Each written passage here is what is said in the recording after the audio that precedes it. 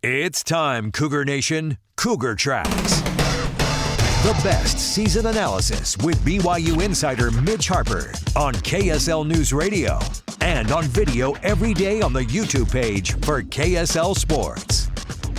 Welcome into Cougar Tracks here on the KSL Sports YouTube and KSL NewsRadio. I am your BYU insider, Mitch Harper, for KSLSports.com. BYU football is 2-0 in 2025, and let's dive into that win over the weekend against Stanford in our top story of the day right here on Cougar Tracks. The top story of the day. The biggest story in the world of BYU sports right here on Cougar Tracks. 27-3, BYU takes care of business against the Stanford Cardinal. It was never in doubt, and I'd like to maybe pat myself on the back a little bit, just a little tap, not anything too excessive, but I feel like I kind of called it during the week last week on Cougar Tracks, and if you've missed the show and are new to the program, this show is daily, every single day, holding it down here on Cougar Tracks on KSL Sports YouTube, KSLSports.com, and KSL News Radio. But throughout last week, I was saying BYU's going to be in control of this game.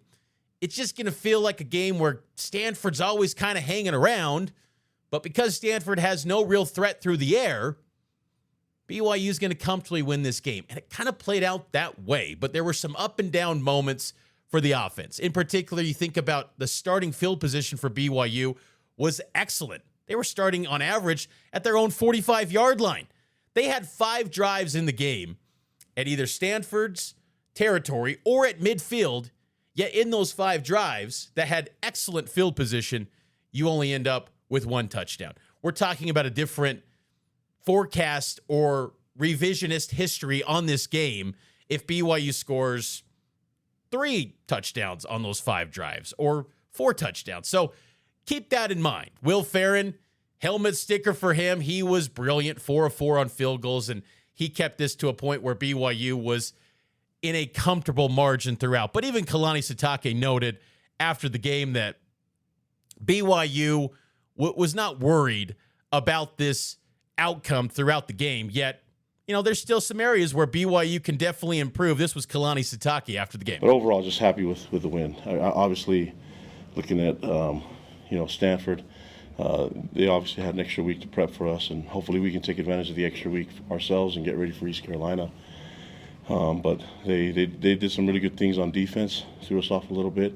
They're a little bit more familiar with our quarterback, and so we just got to control the things that we control. With all that being said, happy that we were able to win the game, and never feel like we were stressed in the game completely. So I think that's a great point that Kalani made, and I know sometimes Kalani gets labeled as the ultimate coach speak guy, but if you sort through the weeds a little bit, he gives you some gems and the truth serum as well. If you listen to him enough, you hear the truth within some of the coach speak lingo. I think he's right, though.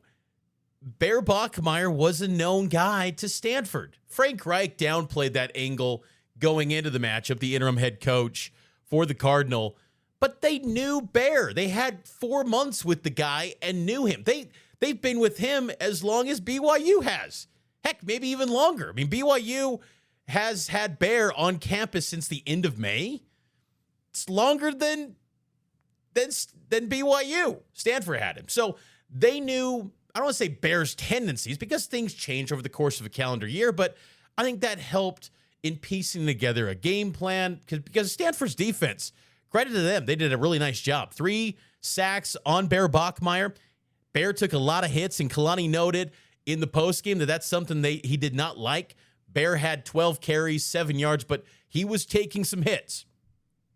But I do think that Stanford's knowledge of Bear Bachmeier was beneficial, and Bear's still, gaining valuable snaps. And I thought Chase Roberts as well had some pretty candid commentary about the offense and how this is a work in progress, folks, and it's going to be something that they got to continue to get better week after week. Yeah, it just takes time. Obviously with the short time that we had when he came in late and with fall camp, going through some, different injuries and things like that, and you try to figure out who's the starting quarterback, and it just takes time. And I think it's been awesome to have game reps now and to be able to get the everything rolling to hit on a deep ball now.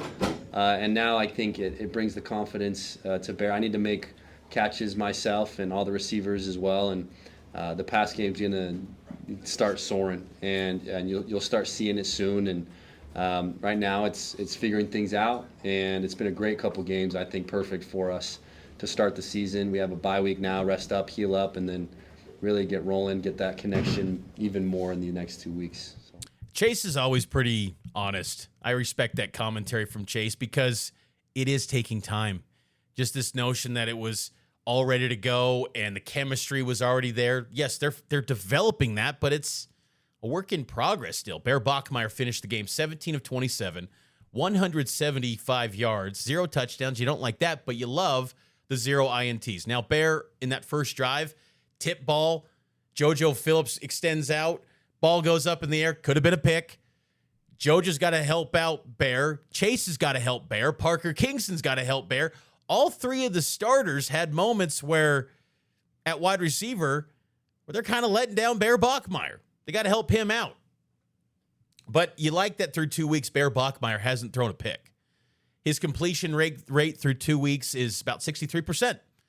That's manageable. I think for a true freshman, that's pretty good. You'll take that. I think Bear's going to continue to get better.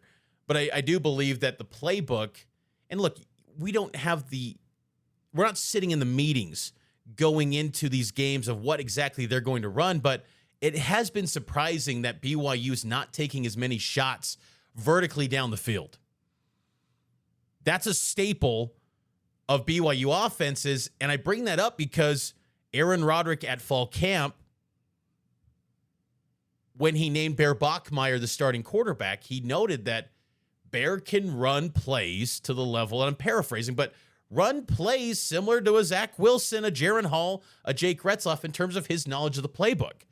So why aren't we seeing more of that? And you've got some talent and depth at wide receiver.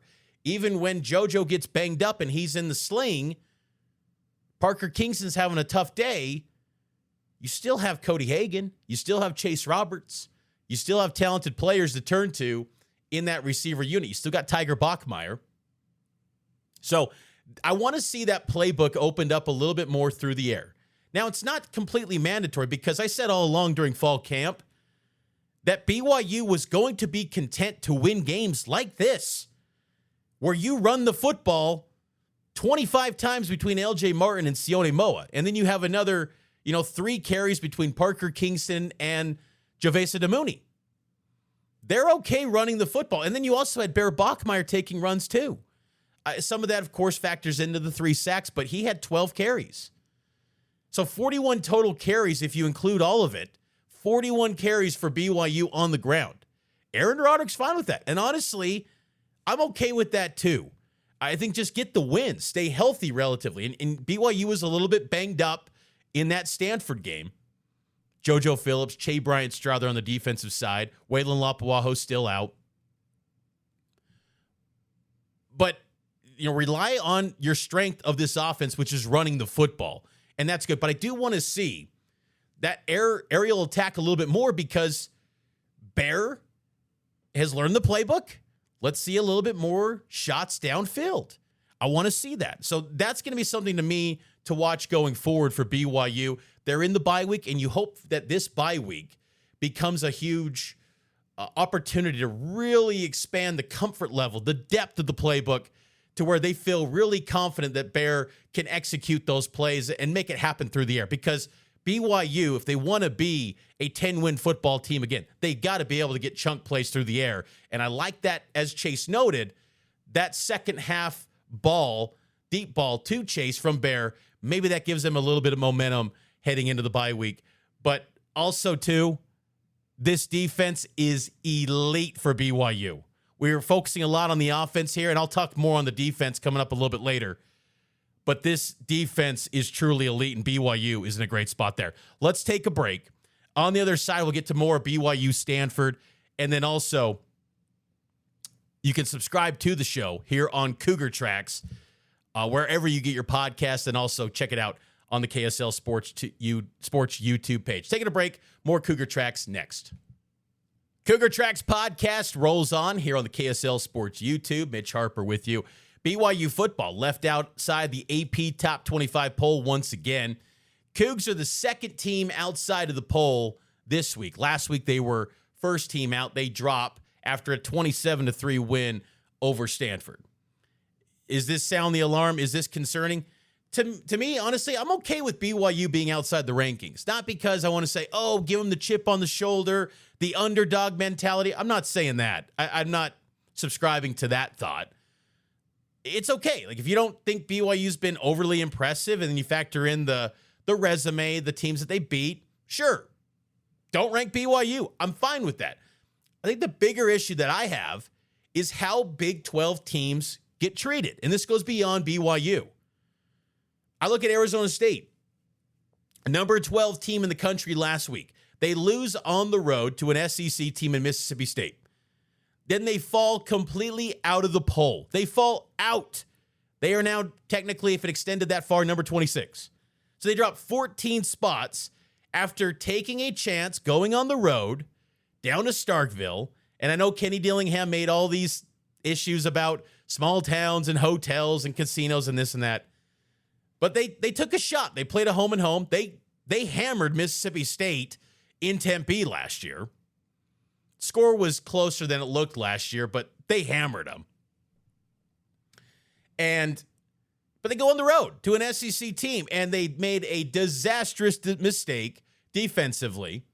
Sam Levitt didn't have his greatest game, but they lose that game. Okay, they lose. You now fade them completely? And then the week prior, Alabama in week 1 loses to a program that was 2-10 last year in Florida State. Bama stays in the poll. Florida State catapults in. I just think, what is it about the Big 12 where the margin is so narrow for Big 12 teams to the media? Look, the SEC is a good league. It's a good league. Auburn rolled into Waco, beat Baylor by 2 touchdowns. This is a good league, the SEC. Big 12 plays good football too, though. 11 SEC teams in the AP Top 25. Does the media just get enamored with the 2 leagues anymore? Is this all that is? Do the Big 12 have any chance to climbing the ladder in the AP rankings?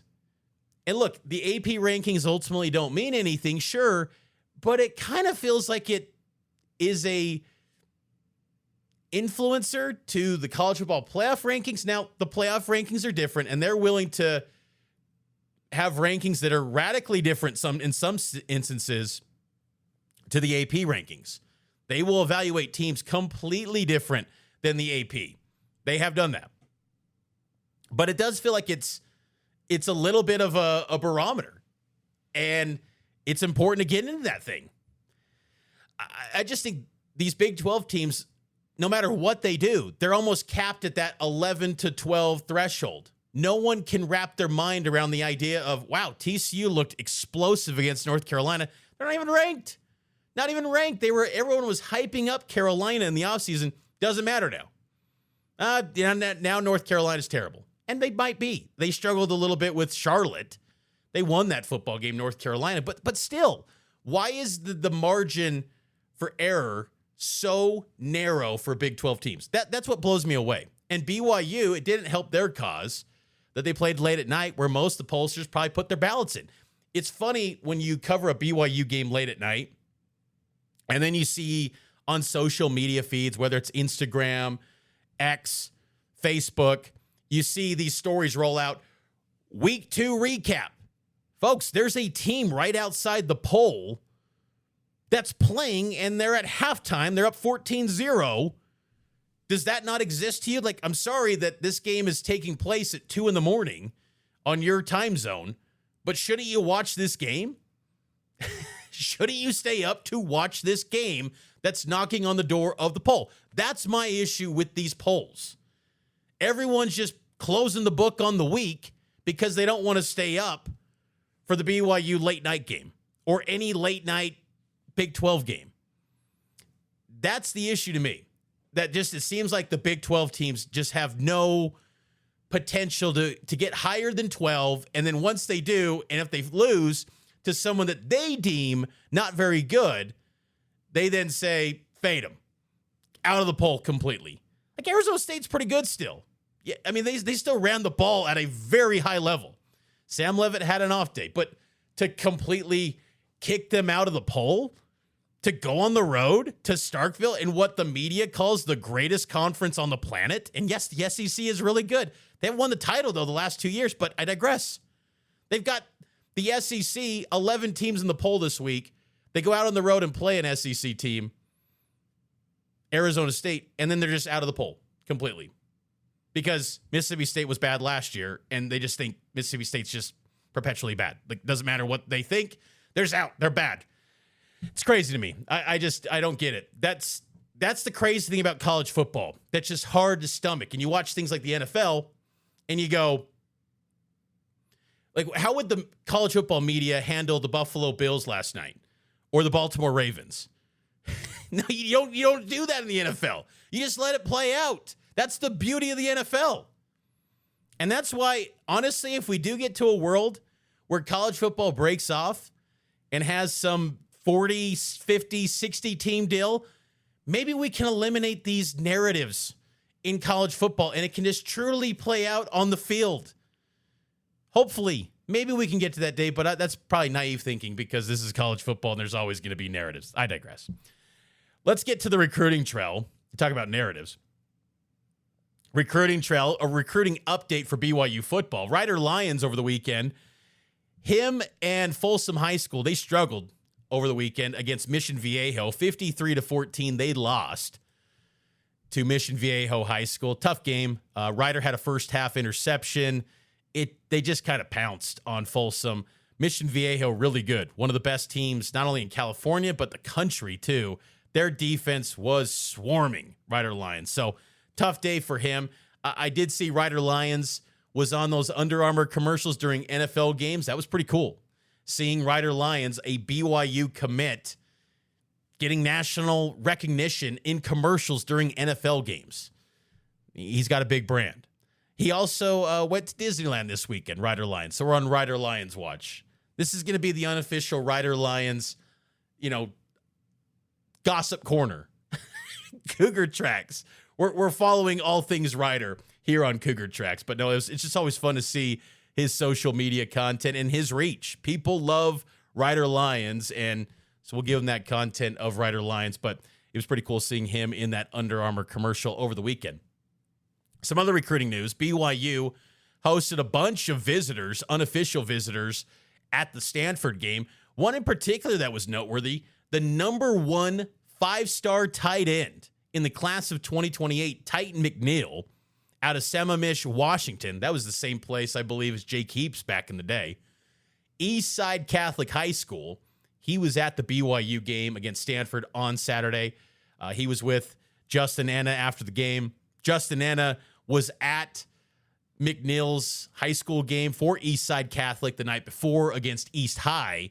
Eastside Catholic just handled East High with ease. But Titan McNeil took a game visit in, and let's see what BYU, what they can do to maybe get in the mix to land a guy like Titan McNeil down the road. He's class of 2028, so long way to go. BYU offered him back in the spring evaluation period, but keep an eye on him. Whenever guys take a game visit or on campus, it's always a data point that's noteworthy, and you say, okay, maybe there's a puncher's chance, but he's a 5-star number one tight end out of Washington in the country.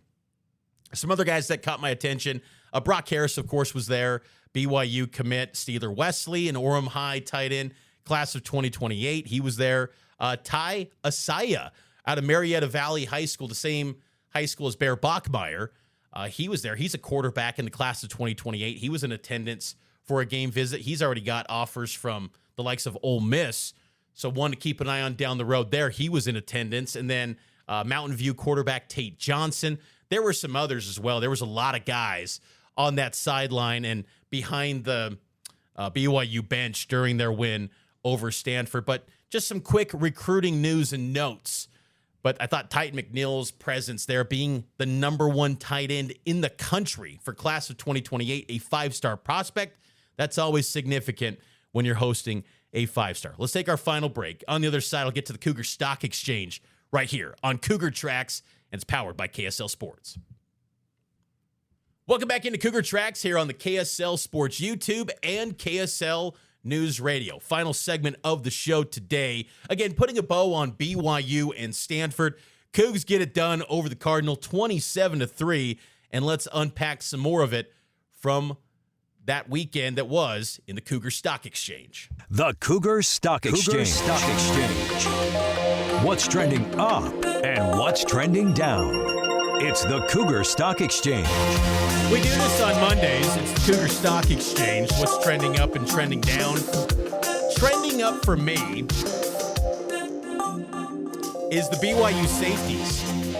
Falatau Satuala, Ryder Mooney, both had excellent games. Falatau Satuala, I asked him about the readiness, the preparation level of this defense heading into the contest against Stanford, and he highlighted Jay Hill and how he had this defense ready to roll against Stanford. I would say we were prepared for everything. Coach Hill's a genius. Like, sometimes I don't even know how he knows what's coming, but he knows what's coming every time, so we were ready for everything. I think they definitely were. They were not rattled by anything that Stanford's offense threw at them. It's been interesting with that safety position because, Ryder Mooney and Tanner Wall, I think, have proven themselves to be mainstay starters week after week. And Ryder Mooney, I thought, was excellent in that game. He got that pick, and I continue to point to underrated speed that he displayed getting it into the red zone on that interception return. I think Raiders looking great this season. But then you've got this intriguing talent in Falatau Satuala, a heralded prospect out of Bountiful High School, 4-star guy. He's got all the accolades. You want to find a way to work him in. Maybe it's a case of, best of all worlds where everyone's getting theirs. And Falatau Satuala got his, and he had a safety, an interception, his best game as a BYU Cougar. So that safety unit, high expectations for them coming into the season with 5 guys being really talented, plus maybe a 6th being Matthias Leach. That group is trending up for BYU heading into the bye week. I think also another guy that's trending up is Logan Latui. 6 tackles, 2 solo, 1.5 tackles for loss. Logan Latui, he kind of gets slept on. And I'll admit, I kind of looked at him being just maybe the veteran key cog on the defensive line. What's the impact going to look like? But he knows Jay Hill's defense inside and out. And Logan Latui has been excellent through the first 2 weeks of the season. Very excited about the early returns of what Logan Latui is providing to this defensive line. And you also have to point out Keanu Tanavasa. It's interesting. He gets a sack in this game, but maybe the pressures were at a higher level against Portland State. But Tanavasa just accounts for so much attention from opposing offensive lines. When you just watch the trench play in a game, if you focus between the battles on the offensive and defensive lines instead of watching the football in a game, man, it is just amazing how much attention Keanu draws. And then it frees up Logan Latui. It frees up, John Talmoy Payao. It frees up all these guys to then make plays, but still Keanu's getting his too. I think Keanu's living up to every bit the hype that he earned when he transferred in from Utah to BYU. Kicker Will Farron, excellent. And I really wanted to see that 64-yard boot, that attempt. Kalani said they considered it. I was hoping. I wanted to see that, 60-plus yarder. BYU's program high in the school's history is 56, and Will tied that up last week against Portland State. I wanted to see BYU give him a chance at 64 yards. That would have been epic to see if he could boot it. I'm not betting against Will Farron, man. If he gets that opportunity at some point this year, I'm going to think that guy can kick it. But what a nice luxury, though, for BYU. You think about in years past when you didn't have that peace of mind at the kicker spot. It's almost the stars aligned this year in terms of scheduling, in terms of the defense, in terms of the special teams to aid a true freshman quarterback. Because if Bear Bachmeier has a drive that is in opponent territory to start and it stalls, well, don't worry, young man. You got the peace of mind knowing that Will Farron's going to finish the job. And that is a great luxury for BYU. I know Kalani doesn't want to see Will all the time. He wants to see more touchdowns, as does Cougar Nation. But it's a great luxury for BYU to have an automatic kicker that's reliable. No matter the circumstances, he's going to get it done. LJ Martin, too. I mean, we haven't talked enough about him on today's show, but LJ's LJ. I mean, you've heard a lot about him already. He was just excellent once again. 18 carries, 110 yards, 6.1 yards per carry. LJ continues to trend up. He is looking great this season. Now, that's the trending up. That's all the good stuff. Trending down, I'm going to go with the wide receivers. And I say that because the wide receivers, Roberts, Kingston, JoJo, they all had miscues, whether drops or tip balls, that didn't help out Bear Bachmeier. And that position group has got to get right. And then you add in the fact that JoJo Phillips, he was banged up in a sling after the game. That's a little bit of a banged up group. Now, the good news is that Cody Hagan, I think, has continued to show well early on this season, and he can step in for a JoJo Phillips. I thought Tiger Bachmeier in the return game was excellent, and I would imagine if JoJo is out, that creates more of an opportunity for Tiger and Cody Hagan too. But that receiver unit's got to get better for Bear Bachmeier. They've got to help out the young signal caller, and so that's an area where BYU has to improve. But that's really my only area where I point to saying that they were trending down. I think Bear Bachmeier is playing some really good football right now. I don't look at him as someone trending down. I just think this is kind of what you expect from a true freshman. I know Cougar fans were so excited about the AI-generated Bears, the memes, the 47 number. It's all these crazy side stories, but when it gets down to playing on the field, having a true freshman quarterback, it's going to take some time. There's got to be some development there. It takes time, and I think this is the route you take when you go with a true freshman quarterback. You've got to be all in, and you got to be patient, and you've got to expect games where things stall out. And I also say, too, offensive line, I don't say they're trending down because I did see some good things from Kyle Safarachok. I thought he did a really nice job off the bench coming in and basically playing either left guard, right guard. They were kind of switching him around, but I thought he had a really nice game. No penalties. Clean that up. No issues on the offensive line from that, and don't give up any sacks either. Take care of the quarterback and protect his blind side. BYU allowed 3 sacks. That is a number that cannot be happening going forward.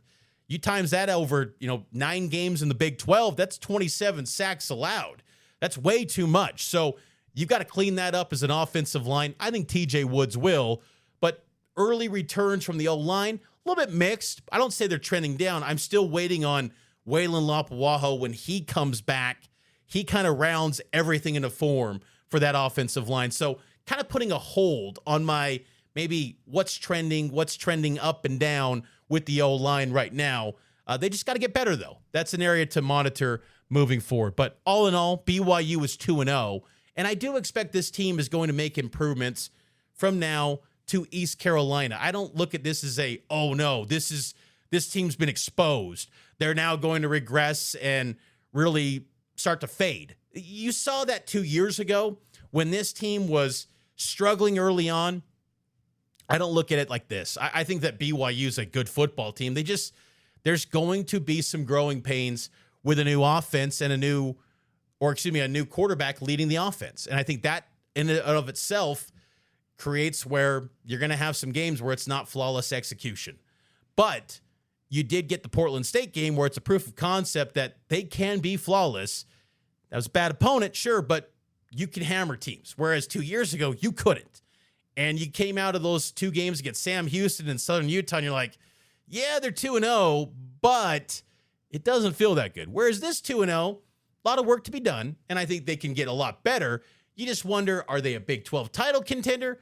Maybe not right now, but that defense is sure dang good, and he's going to give this offense every opportunity to win any football game on their schedule, and that's a good dynamic for this young offense with Bear Bachmeier leading the way. That's going to do it for this edition of Cougar Tracks. I hope all of you enjoyed it. Make sure to subscribe to the podcast wherever you get your podcast, Apple, Spotify, YouTube, Pocket Cast, wherever the podcasts are available. Cougar Tracks is available, and I'll talk to you tomorrow on the KSL Sports YouTube, KSLSports.com, and right here on KSL News Radio, your legacy home of the Cougars.